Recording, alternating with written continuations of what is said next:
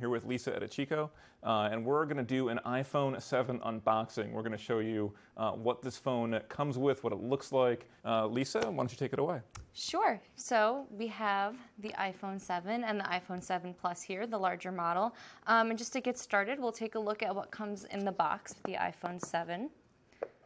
So here we have the phone in the jet black finish, which is the new one that Apple just unveiled. So other than the phone, you have a lot of the typical things that you normally find when you buy a new iPhone, like the charging cable and the charging brick that goes with it. But what's different this time around is the earpods that Apple gives you this time around come with a lightning connector, because the new iPhone doesn't have a headphone jack, so you plug your headphones in through the lightning connector at the bottom. So they bundle the charging port. Yes, so you plug your headphones right into the charging port, as you can see right there. But they also include a adapter in case you have older headphones that you still want to use with the new iPhone. They're giving you this adapter right here. So if you plug this into the bottom, you'll notice this is the familiar 3.5 millimeter port that your old iPhone came with that you can use to plug in your older headphones. And then this is what the new headphones will look like when you plug them in. So does that make it hard to charge your phone and listen to music at the same time? Yeah, I mean, if you typically do that, that might be a problem, unless you're planning on just playing music out of the speakers, which, by the way, Apple upgraded to stereo speakers this time around, and they do sound a lot better. So this is what your phone will look like when you plug in the lightning connector. You'll notice it's a bit slimmer, and there's room for more speakers at the bottom as well. So that's what comes in the box with the new iPhone. And then this is the larger model, the 7 Plus. This is also a new finish that Apple just introduced. This is the new black model. So you can tell that this is a matte finish. It's not quite as shiny and glossy as the jet black finish. These are both completely new. Before that, we just had the space gray model and the rose gold model and the regular gold and the silver model. So, the new iPhone doesn't really look very different from the old version. The big difference is you'll notice those antenna lines that usually kind of stretch across the back of the phone are no longer there. So I think what Apple has done is they kind of put it in the top of the phone. You can't really tell with this finish. I guess that's another benefit to getting one of the new finishes, is that you don't really see those antenna lines at all.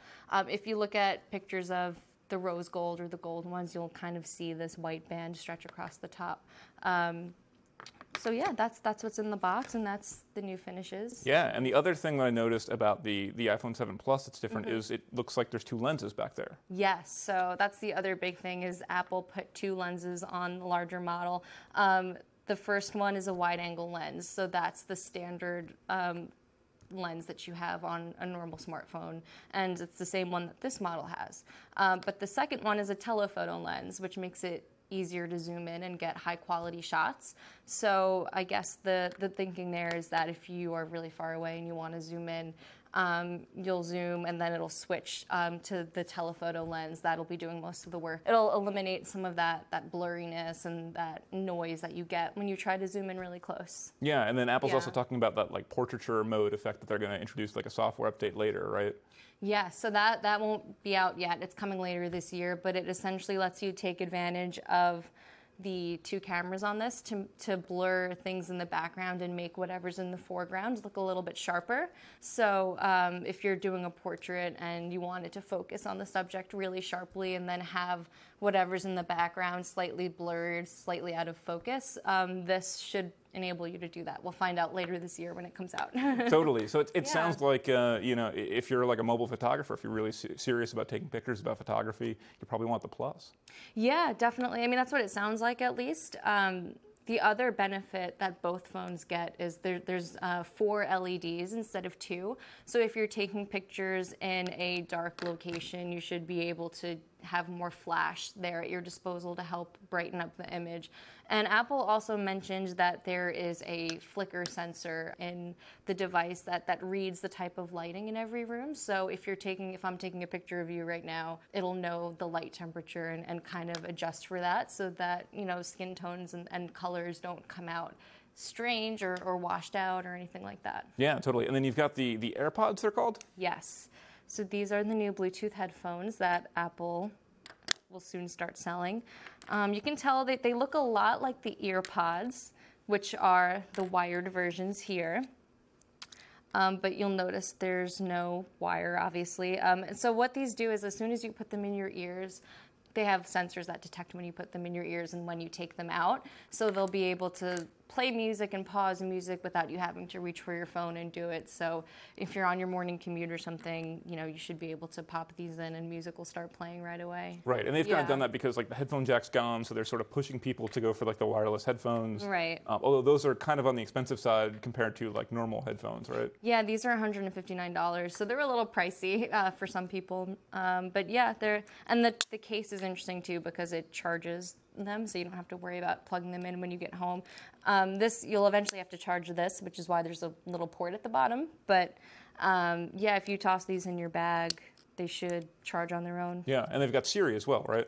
Yeah, so if you have them in your ear and you tap them, Siri will pop up and she'll be in your ear and you'll be able to... Oh, another thing I should point out about these is that there's microphones in them. So that's how you're able to talk to Siri if you don't want to take out your phone, or if you're getting a phone call or something like that, and you don't want to, like, if your phone's in your pocket while you're walking and you don't want to take it out, there are microphones in these earbuds so you can just answer the call. Yeah, totally. Yeah. So what do you think about, like, I mean, they're kind of small, seems like it might be easy to lose them, or if you're like out on a run, like, feels like if you're really like doing some vigorous exercise, like maybe they'll fall out or something like that. Like, what if you're sort of an exercise fanatic, like what do you do about that? So I haven't had the chance to go running in these yet. I have worn them while walking around and during my commute, and they seemed pretty snug. I didn't run into any issues of having them feel loose or feel like they were going to come out of my ear at any point. So that's definitely promising because I've definitely used other earbuds where that has happened. The real test will be when I go running with them. So, but hopefully they'll stay in because I know that is a big pain point with wireless earbuds and earbuds in general for working out is that they don't always feel super secure. But yeah, so I have noticed that like it seems like the iPhone 7 is all about the little things. There's no splashy new feature like last year we had 3D touch. The year before that we had the big redesign with the bigger screens. These look slightly different. The design is slightly changed, but most people will find it very familiar. But it seems like Apple cared about upgrading the smaller things and the things that are inside the phone rather than on the outside. The camera is one of the biggest upgrades. But there's also a new home button that isn't actually a button. Actually, it's a haptic sensor. So when you press it, you feel a little click, but it feels more like 3D touch and Force Touch, the technology that's on the Mac. So it's going to be a little bit of a switch for some people that are used to having that physical home button. But I honestly, when I started using these, I kind of expected there to be a big change. And it felt pretty natural, honestly. If you're used to using 3D touch, I feel like the experience is going to feel more consistent. I know some people might not feel that way and it might feel strange at first, but to me, it felt kind of natural for sure.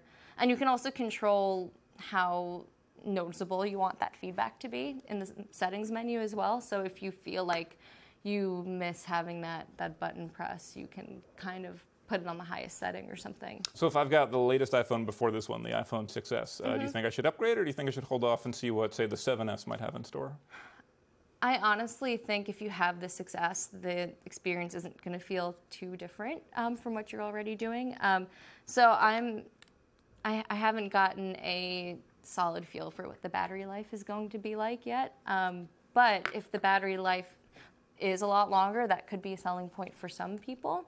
But honestly, I mean, if you take a look at this, it probably feels very similar to what you already have. If you're upgrading from the 6 or the 6 Plus, I definitely think you'll really appreciate that speed bump, that longer battery life, 3D touch. Like those are all things that are going to feel new and different to you. If you have the 6S and you are really desperate for more battery life or a better camera, that it might be worth it. But I think the overall experience is just still so similar to what you already have.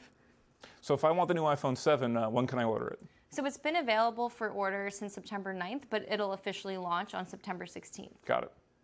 Cool. So that's the iPhone 7 and 7 Plus. Thank you Yes. for joining us. Thank you. Look for more of our Apple coverage and iPhone coverage on time.com/tech.